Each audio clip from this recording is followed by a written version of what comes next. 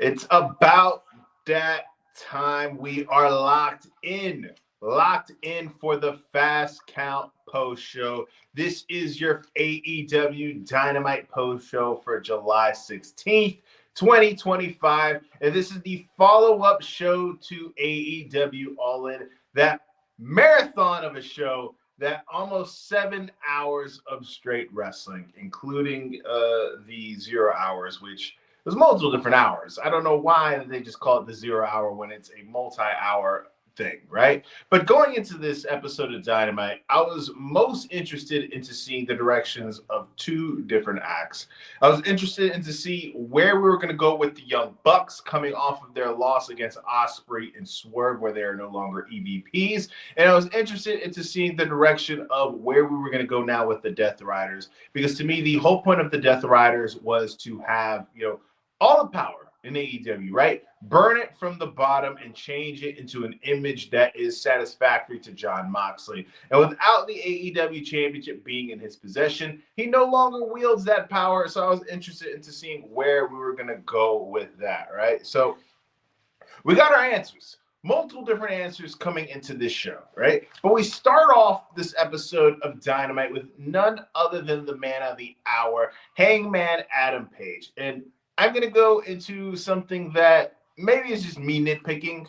Maybe you guys, share a completely different opinion from me. But the main event of the show was a 6-man tag match. It involved Moxley and Hangman Page. Now, for me, they went through this vicious war, this hellacious match where we saw all these different things take place. Glass was involved, tables, barbed wire, all these different things, right? And for me, the fact that they are wrestling, just a few days after it, for me, just kind of nullifies, how violent of a match that was, right? For me, the thing to do would be to sell, the fact that, hey, we just went through this war and we can't compete this week. But hey, maybe that's just me nitpicking, right? Maybe that's just me thinking way too hard and thinking with logic, right? In a business that logic isn't used that often, why am I using it, right? So we start off the show. Hangman Page obviously gets his hero's welcome after winning the main event of All In. He is showered with "You deserve it" chants, and he flips it on the crowd. He's like, it's like when you say that, he says, some of you guys are missing the point. When you do these "You deserve it" chants, he's like, not only do I deserve it, he's like, you deserve it, as in the fans. And he starts on being very gracious and showing a lot of gratitude. And he thanks the fans and he tells them, if it wasn't for you guys, he is like, supporting and demanding better wrestling and putting your faith behind this organization that is coming from the grassroots. He's like, there would not be an AEW without you guys, right? And he says, this championship is something that you guys deserve to be defended by a guy who is very gracious and who is the standard bearer basically of this grassroots effort that AEW is. And he goes on to thank individuals who have been involved in this 9-month war with the Death Riders. Goes on to thank basically the fallen soldiers or the casualties, Orange Cassidy, Jay White, Adam Copeland, Will Ospreay, all guys that are currently on the sideline at the moment, but we're very intricate into this war with the Death Riders, right? And then he saves the best for last, and he thanks none other than his biggest rival, Swerve Strickland, right? Then he goes on to talk about, it's like, Jon Moxley, questioned the man that I am. He's like, this, me showing this raw emotion, is something that he wouldn't like, and something that he probably would lose respect for, right? And he says, but something that if you guys want to look in to see what type of man he is, he is the man who is the AEW champion, and he is the champion of the fucking world. Good stuff. Interested into seeing what we're going to get into. We kind of got foreshadowing of what the next, obstacle is going to be for Hangman Page post the Death Riders. Obviously, it's looking more and more likely like it's going to be MJF, which I'm all for. MJF and Hangman Page. Obviously, they had that match at Revolution I thought was very good, and they're just character-wise, I think they fit very well going against each other. Hangman, he is this humble man who is getting this support from the crowd organically, and MJF is the dastardly heel that nobody likes. So I think Character-wise, it makes a lot of sense. Match-wise, we've already seen that they're able to deliver on a big stage. So looking forward to when we eventually get that match. Guys, please remember to hit the like button and subscribe if you can. Hitting the like button helps the channel out in more ways than you even know, and please consider subscribing as well. We're getting closer and closer to 3,000 subs, so if you could do that, it would be much appreciated. Next, we go into the Young Bucks, who heading into Dynamite the last several weeks, we've seen them pulling up in a limo that is drenched with their face multiple different times and multiple different pictures all over it. But this time we got a much different arrival from the Bucks. They pulled up in a Nissan, which was identified as a Lyft or an Uber. They had to walk into the arena themselves. They were not treated like the EVPs that they used to be. Next, we get into Kyle Fletcher going one-on-one with Mascara Dorado. Obviously, we are approaching Forbidden Door season, so throughout these next several weeks, we're going to get an influx of CMLL, some New Japan talent. We're going to see matchups that we usually don't see on a regular basis. This is a very solid match. I think everybody going into All In, right? Before we got the match turned into a four-way, I think that everybody was pretty much expecting that Kyle Fletcher was going to be the guy who was going to walk out with the TNT Championship. I think that even when we turned it into a four-way, most people expected Kyle to be the guy who was going to lift up the title, but obviously that's not what we got. We got Dustin Rhodes coming out of this show with the TNT Championship, so this is a guy who's coming into this match has a chip on his shoulder. Kyle is one of the guys who are kind of bubbling on the surface when it comes to AEW, not so much in the main event spot now or in the main event club, you know, that's reserved for guys like Hangman and Swerve and MJF, but he's bubbling to where he's getting closer and closer to possibly be in that discussion, right? But this is a really solid match. Kyle was able to take advantage earlier on in the matchup. We saw, you know, Dorado make himself a comeback. We saw multiple different spots that was able to show what these guys can do. I know that a lot of people don't keep up with CML who watch, you know, American television, American wrestling on a weekly basis, but we're going to get more introduced and more, you know, accommodated to these individuals the closer we get to Forbidden Door, right? But Kyle Fletcher picks up the win. One of the big wins for the Don Callis family, who we saw throughout this show on multiple different spots, right? Guys, please remember to hit the like button if you're feeling kind enough to do it. And please subscribe if you guys aren't. You'll be missing out on a lot of different stuff. You know, we do these post shows, not just for AEW, but obviously for WWE and the PLEs and the pay-per-views after AEW and anything else that people would want to see, whether it's, you know, TNA or even the GCW shows, if the demand was out there for it, right? I'm only one man. Remember that when you demand those, all right? Next, we get into MJF, who is coming off of his big Casino Gauntlet win at All In. MJF, he is, you know, flanked by the Hurt Syndicate. You have MVP speaking up. He's like, you know, this would be kind of a cause for a celebration, you know? MJF won the Gauntlet. The Hurt Syndicate, they retained the championship, but we expected to come out of All In with these things happening. So there's not really much to celebrate when this was the expectation. And then he goes on to, you know, beg for more competition, you know, saying, please, please, please, you know, one of these legendary tag teams, you know, challenges. When he said that, I automatically, in my mind, said, oh, shit, we're going to get the Hurt Syndicate versus Cope and Christian sooner rather than later, right? And we got a little bit more of foreshadowing about that later on, right? But then we have MJF. He comes out and he's talking.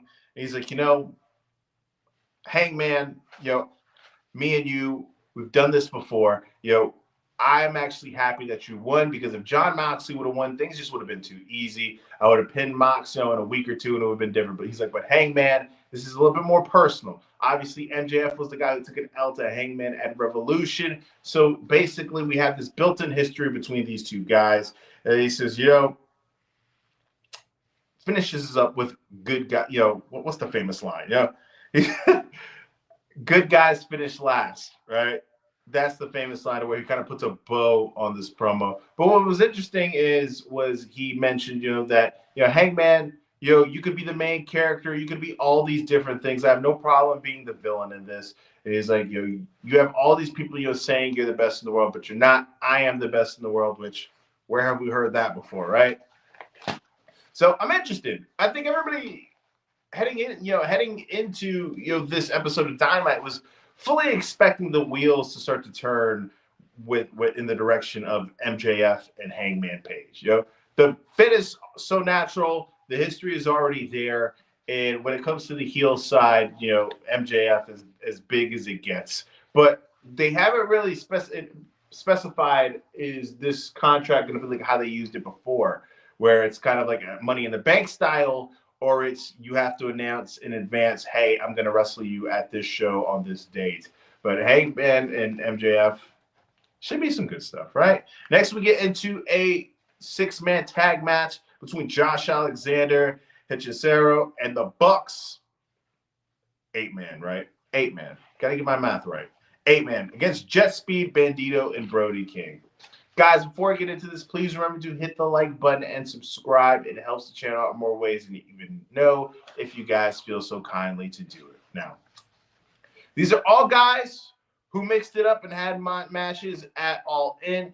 Jet Speed, they had their match against the Hurt Syndicate. The Bucks obviously had their high-profile match against Ospreay and Swerve. The best part about this whole match going into it was when you had the Young Bucks come out, they had their music that we've heard for the last several months, but eventually it gets cut off. We don't get any pyro. We get the graphics on the screen. We don't see the traditional graphics that we're used to seeing. We just get a black screen that says Matt and Nick, and then you see the red circle around EVPs with the red line, and you hear Justin Roberts announcing them to the ring, saying, they used to be the EVPs, and he just calls them Matt and Nick Jackson instead of Matthew and Nicholas. I like this because the Bucks, ever since they've come back, they've been trying to do this thing where it's like, okay, we're not just good wrestlers anymore. They're trying to actually work on their character ability. I thought it was interesting, their build against Sting, where they had the evil EVP thing. I think now we're going to be even more, it's more interesting where we have these guys who basically lost, right? Guys who had it, everything, had the company in the palm of their hand, and now are treated like jobbers. But this whole match, we got some glimpses of the old Bucks where there are times when they were able to control the match and they were able to get the most offense in. But, Brody King is such a large man and somebody who has organically gotten the support of people as well. It feels like every single week that the Brody King, chants and the barking and all of that stuff is getting louder and louder. Did you guys notice there's a lot of people that do barking in wrestling now, right? We got Brody, and then we got Braun Breaker in WWE. A lot of barking, a lot of dogs, as the kids would say. But going into this, it felt as if the story that was going to be told and that would progress a lot better would be if the heels won, right? And that's what we got. We got Hechicero choking out Bandito after an assist from the Bucks that hit him in the air, which was a really cool spot. Now with Bandito being choked out by Hechicero, I think that this sets up a really good possibility that we're going to have a rematch or a singles match between these two guys with the ROH title on the line. That match that Bandito had against Takeshita at Final Battle, that was some badass shit, man. I feel like it kind of got lost in the shuffle, due to all the wrestling that was taking place that weekend. Final Battle, All In, Great American Bash, Saturday night's main event, Evolution. That match kind of got lost in the shuffle with how big of a wrestling weekend that was, right? But guys, please remember to hit the like button and subscribe if you haven't. Helps the channel out in more ways than you even know. But what do you guys think, man? You guys just sit around and hear me talk about wrestling, and it's just like this is like us chilling at the water cooler, speaking about wrestling. What did you guys think? Are you happy Hangman won? Did you want to see the Death Riders reign continue? If you did want to see that, you would have been in the minority because that was something that I feel like a lot of people wanted to end, right? The Death Riders reign, I thought, and I've said this from the beginning, that I initially thought when they started that storyline that the point of that storyline was to bring Shane McMahon in, right? I thought that that's the way that they were talking to, because if you guys remember, it's like, this isn't your company anymore, speaking as if there was like kind of like a higher power. But after Shane got cold feet, the report coming out that Shane basically wanted to run creative and wanted to do these all these different things, and probably gave Tony Khan a heart attack. That when it was obvious that he wasn't going to come in. I think that they kind of tried to pivot, and it really started to get, I thought that storyline really started to make a lot more sense and got better within the last month or two. When it became obvious that the goal was the goal was to have Hangman win the title. For like 9 months of that storyline, it sucked. But like the last 3 weeks, I think was really hitting its stride. Now with Mox not having the title, I don't even see the point of them being a thing anymore. But that's another conversation, right? Next, we get into Adam Copeland coming out, formerly known as Edge. I feel like everybody still calls him Edge, because it's like you called the guy that for 20 years. It's like now automatically you have the fans switch in their mind. It's a tough thing to do. But we have Cope coming out here. Obviously, he had one of the bigger highlights of All In, where he confronted and saved Christian Cage from the beatdown from the patriarchy. And obviously, Edge was somebody who's been on the shelf from that beatdown they received from FTR. But he comes out and he says, he thanks the crowd because they sung Megalingus. He's been getting these people to sing his song, after it's over, getting this very good reception from the crowd. And he thanks the crowd and he says, that reaction that you guys give me is the reason why I get out of bed and I still do this. And he says, but let's get back to business. He's like, at All In, did I save Christian Cage? And he says, hell no, I didn't. And he calls him an asshole, right? And he says, he didn't do it to save Christian, right? But what his point of him making his return is he wanted to get his hands on FTR. And he goes on to talk about, he's like, for 5 years, I didn't have my dream. It was taken away from me. He's like, but when I was able to be cleared, he's like, the first two people I called was FTR. He's like, and then they start talking about, it's like, what would happen if, we get Rated FTR going on? We could win the trios title. And he was talking about how we were having these conversations, when I was working, with WWE. He says, and then finally, a few months later, it became a reality, a possibility. He's like, but then FTR started, blaming me and saying, that I was holding them back, and I was basically using them to basically live out through them. And he was a guy who was not being able to let FTR flourish, right? He says, I don't know what they were talking about. These two guys are megalomaniacs. He's like, when you deal with megalomaniacs, he's like, they don't take a lot of accountability, which is some true shit. If you've ever dealt with somebody who has a big ego problem, which I'm sure in the professional wrestling business is very, very common, right? Then he says, they put me on the shelf for 4 months. And at the current stage that I'm at right now in my career, I don't have 4 months to give. Anytime I step into the ring these days, it could potentially be my final, which is true. And I thought that the story that they were telling about how Cope is this guy who sees his mortality. It's closer to the end than it is to beginning. And to have two guys that he looks as individuals who are very close to him and his brothers, I think that it's very good storytelling. Then he goes on to talk about how, he wants to end FTR basically as soon as he possibly can. Then we hear their music, and we have Stokely Hathaway come out, draped in security.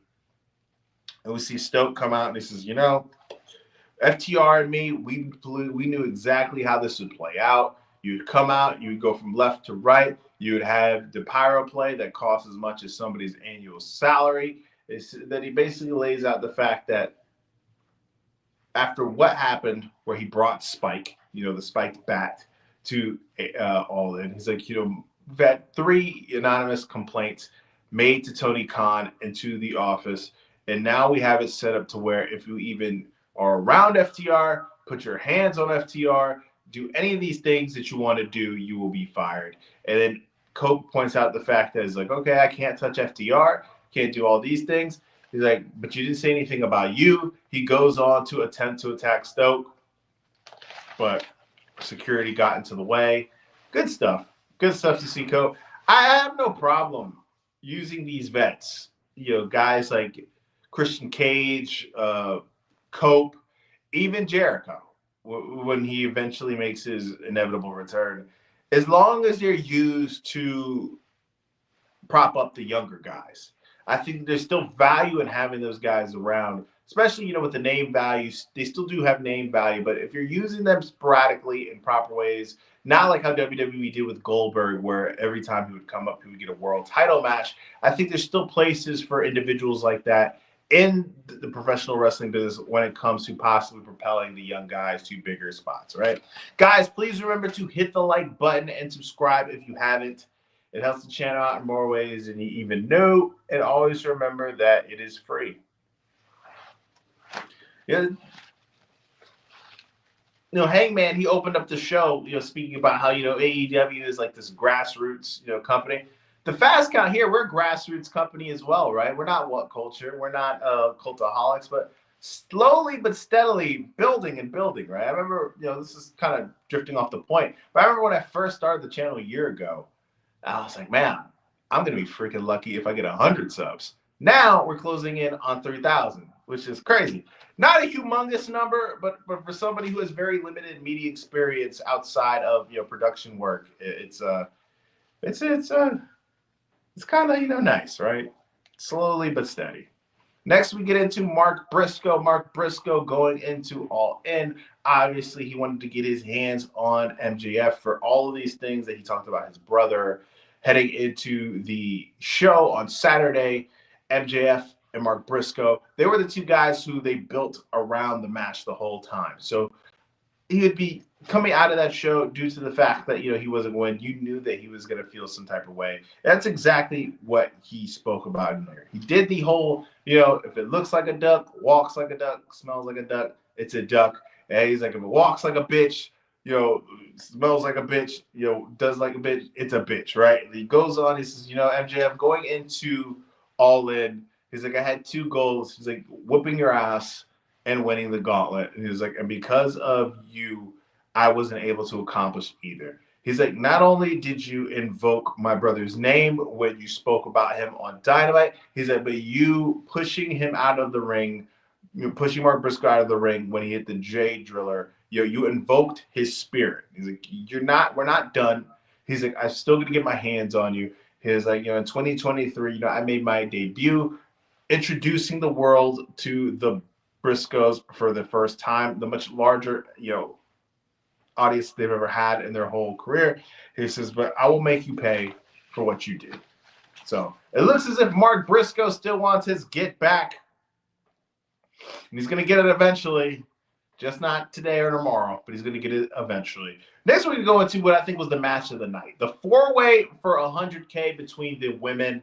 You got Queen Emanata, you had Tekla, you had Statlander, and you had Willow. Four women who obviously have these histories, between all four of them. If you've been paying attention to Collision, Queen Emanata and Tekla have been putting on a clinic on a weekly basis. I think the debut of Tekla, I think it's been a pretty good success. Everything that she's been doing so far. I think that, when it was the first announced she was going to come in, I think a lot of people kind of viewed it as possibly a Mariah May replacement, due to the fact that they're both blondes. But Tekla has been coming in and she's been really carving a nice, the niche for herself, very different from Mariah May. I think that she's been able to make a quick impact in this short amount of time that she's been in the company. This was back and forth between the four of them. The story, going in it, Statlander and Willow have this story between each other. Tekla and Queen Emanata have been going back and forth in this war between each other for the last several weeks. Tekla was able to pick up the win. She misted Emanata, and she hit her with her knees. 1, 2, 3. She wins the 100K. At the end, she stands tall with Julia Hart and Sky Blue. She's been aligned with them for the last several weeks. And it looks like we could possibly get a faction or a new group between the two. I am all for it. I think that on a weekly basis, the only two women who we know guaranteed are going to be on the show for the most part are is Mercedes Moné and Toni Storm, right? And this is a problem that I think that AEW faces, where it's like, it sometimes feels if they put on a women's match just to say, here, so you guys don't complain, right? What I think a lot of people are wanting to see is storylines with the women that don't involve the title. We see a lot of different feuds from the men that don't involve the title, but it feels like a lot of times, like, if the women are on the show, it's only going to be the two main individuals. It's just going to be fused for the title. I think that, and it is just a 2-hour show, so they're limited on some time. But I think that that's something that could be worked on, and it looks like they're trying to make an effort, especially on Collision. But this isn't going to be something that's going to be accomplished in a day or two.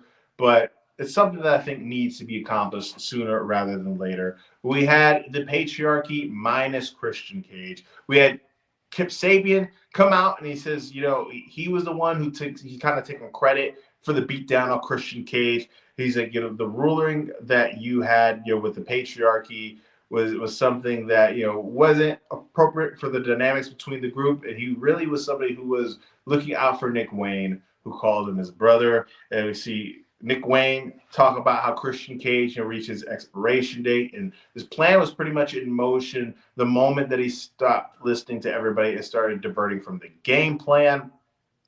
He talks about how all those times that Christian Cage wanted to throw in his face that that he is a multi-time world champion. He says, with me, it's not if I'm going to be a world champion, it's going to be how many, right? And he says, you created this monster. Now AEW has to deal with it. And then you see Mama Wayne. She calls Nick Wayne, her boy, and he's the prodigy. And it looks as if we're going to get some type of setup. Christian Cage has multiple different enemies right now, right? Nick Wayne, Cope. He has multiple guys gunning for him at the moment. Next, we get the introduction of the new unified champion, Okada, coming fresh off of his big-time win against Kenny Omega. Kenny Omega did not appear on the show tonight. We missed a lot of individuals tonight on the show. No Mercedes Moné, which I thought made some sense. No Kenny, made some sense as well. Ospreay and Samoa Joe weren't on the show due to the fact that, they ate some chairs at all. And so we had a lot of big names missing from this show tonight, but it didn't feel as if it was this massive, void because of what they were able to do. Okada comes in. He's introduced by Don Callis. He has new theme music. He was Def Rebelled. Who knew how large their reach was, right? Not only can they ruin WWE superstars' music, they can come in and ruin AEW stars' music as well, right? For me, it's fine. I think that there was nothing wrong with his music. I actually don't even think the new music is not even that bad. But I just think, why fix something that's not broken? But Okada comes in, he has a squash match, was over within like 2 minutes. Then he grabs the mic and he says, Swerve, you screwed my friends, the Young Bucks. And he calls them a bitch. Swerve Strickland comes out and he says, yeah, I did do that. What are you going to do about it, bitch? Then we see Don Callis hold Okada off. And it looks like we're building towards a Swerve Strickland versus Okada match. They had a match a year ago. I think it was actually a year ago today at Dynamite 250. And I thought it was a really solid match. But if we're going to get more of it where it's actually a build and not just kind of that one-off, match for a special occasion, I'm all for it. Okada is one of the best in the world, as we all know. Swerve Strickland is in the upper echelon of the main event scene for AEW, so I'm all for it. I would love to see these two guys mix it up multiple times as well. So I'm good with that. Next, we are going into the main event. We have the Death Riders going up against Hangman Page and the Ops. Like I said to start this off, I thought it was strange that, you had these two guys going to war with such a vicious match, yet they're still wrestling a few days later. I thought that it was perfectly fine with us if we're only going to see Hangman one time. It was to open up the show. I don't think that this match was necessary. But before I go into it, guys, please remember, hit the like button and subscribe if you can or feel generous enough. It helps the channel out in more ways than you even know. And always remember that it is completely free. But the match was solid. Hangman, this was kind of his moment to shine. I don't think that the quality of this match was that important. I think it was more so important that the way that it was ended, where we got the image of Darby Allin lurking in the shadows from the rafters like his dad Sting. When Hangman Page picked up the win, we had the Death Riders jump him. It looks as if he's going to have no help because there's no Ospreay. Swerve Strickland just got done dealing with Okada. And you had these other names that he brought up earlier in the night, like Orange Cassidy, Jay White, who were hurt. So it looked like he had no allies, but we see Darby Allin lurking in the shadows. That distracts Jon Moxley. He was able to eat a buckshot, and it looks as if we are building towards that Mox versus Darby Allin match sooner rather than later. And I'm good with that. I think that storyline-wise, that makes a lot of sense due to, you know, the way that Darby Allin was put on the show from the Death Riders. So it makes a lot more sense that, you know, as soon as he comes back, that's the first name that he wants to, you know, kind of check off the list. I think it was a very solid show. I think the fact that they were in a very unique arena in Chicago and the fact that it was more of an intimate setting, I think that it made the show a lot more louder. It made it feel as if everything that was going on in the show a lot more important. It feels like outside of Hangman, the match or segment that got the biggest reaction was the four-way with the women. So that's a positive sign for them if you're a fan of women's wrestling. Guys, we will be going live back on Monday Night Raw. Every week, post shows for Monday Night Raw and Wednesday Night Dynamite is a weekly thing. Obviously, go live after the WWE PLEs as well. Go live after the AEW pay-per-views as well. So this is the hangout spot where we come in, we talk wrestling. This is the spot. Solid show. I think out of Dynamite and Raw this week, I think that Raw was the better show. But I think that with the way that the show, you know, tied up some certain ends from All In, but was able to foreshadow what we're going to see heading into Forbidden Door. I think that it was a very good show. Collision is looking to line up very well as well, you know, too. We have the championship celebration of Dustin Rhodes. We got Shibata versus Roosh, which should be very good as well. Looking forward to that. But guys, that is my time. I am out. Please remember, hit the like button and subscribe if you guys haven't. I am Kevin Zwicker. Be on the lookout for content throughout the week. You know, every single day something new drops, whether it's a short or a longer video. Something always drops, but always check it because something is always coming on a daily basis. But guys, I am Kevin Zwicker. I'm out.